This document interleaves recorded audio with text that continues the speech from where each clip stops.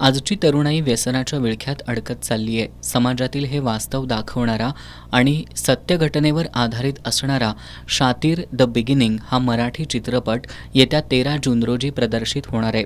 या चित्रपटाचं दिग्दर्शन सुनील वायकर यांनी केलंय. आजच्या तरुण पिढीला लागलेली अंमली पदार्थांची सवय, ड्रग्ज माफिया, गुन्हेगारी, पोलीस यंत्रणांचा आणि महाविद्यालयीन तरुणाईचा लढा असं या चित्रपटाचं कथानक आहे. या चित्रपटाच्या माध्यमातून एक सामाजिक संदेश देण्याचा प्रयत्न करण्यात आला असून नव्या पिढीला नक्कीच दिशादर्शक ठरेल असा विश्वास दिग्दर्शक सुनील वायकर यांनी व्यक्त केला. या चित्रपटाच्या निर्मात्या रेश्मा वायकर या प्रमुख भूमिकेत आहेत.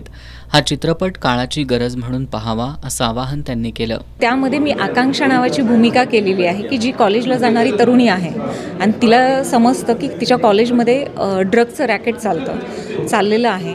तर ती तिच्या कॉलेजच्या फ्रेंड्सच्या मदतीने ते उघडकीस आणण्याचा प्रयत्न करते. त्यामध्ये होणारा तिला त्रास, येणाऱ्या अडचणी, तर या सगळ्यांचा प्रवास आहे. सस्पेन्स थ्रिलर मूव्ही आहे. मूव्ही तुम्ही एंटरटेनमेंट म्हणून न पाहता येणाऱ्या काळाची गरज म्हणून पाहावी आणि 13 जूनला जाऊन तुमच्या कुटुंबासमवेत, तुमच्या मित्रमैत्रिणींसमवेत जाऊन ही मूव्ही चित्रपटगृहांमध्ये पहा.